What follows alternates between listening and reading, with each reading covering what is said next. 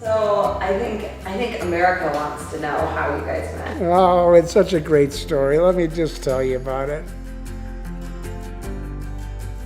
So like when I decided to go back to school, and you got this great English professor teaching you, I had no idea she was going to wind up, being my wife, down the road. The biggest thing was I had Melanie.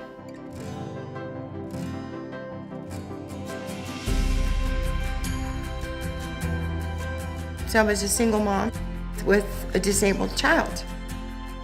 Minnie and Melanie are best buds. And so they've developed this beautiful relationship We do. We have a beautiful together. relationship. It's, he loves her, she loves him.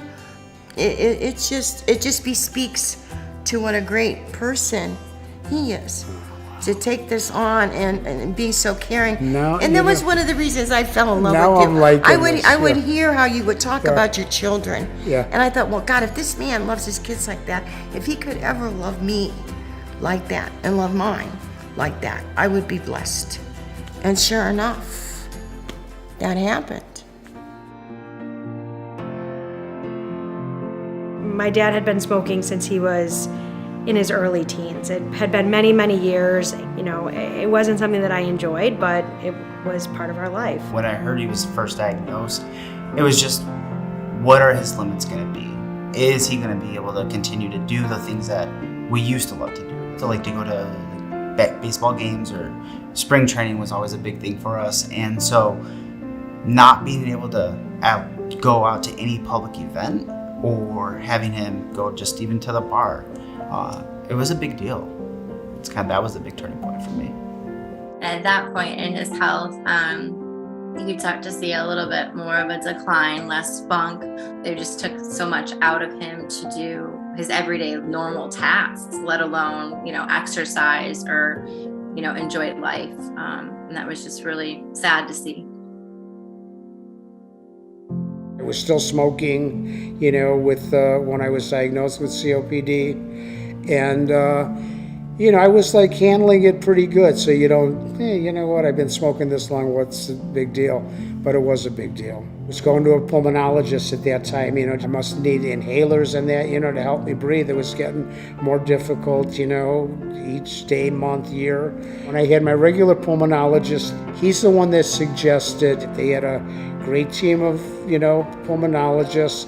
He told me that he was going to be doing these Zephyr valves, and I went through all the testing at that point, and he said, you're a really good candidate, to have this valve procedure done. It may even be where you would digress. There was a chance for that. And believe me, we talked, me and Nance, me and my daughter Melissa talked at length about this. So I could feel and sense and hear hope in his voice, and that made me happy. But his desire to move forward with this never wavered. He was on board with it from the minute that he heard about it, because I think that he realized there could be a chance for him to feel better and for him to regain some control of his life. After the procedure and getting out, even up to a couple weeks, he was like ready to go. When I first saw him post-procedure, I was so relieved and so happy. And he, from like the minute he woke up, was a new man. And it just made everything worth it. And watching him just wake up different, it just made me just feel so relieved that he thought enough of himself and wanted to live a better life to push and do this. I was just so happy to see him wake up and be himself. It's been what, a year and a half since the valves. I mean, I'm back. That he gets to actually spend the day with us. So I'm the luckiest. I know people say that, and I want to, like it's cliche, but I'm blessed. I'm just blessed. I'll put it down. I am. Thank you, sweetheart. And I got my family back. and I got my life back, and yeah, I'm a different person. My name is Bruce, and I wasn't going to let COPD dictate on how I am going to live the rest of my life.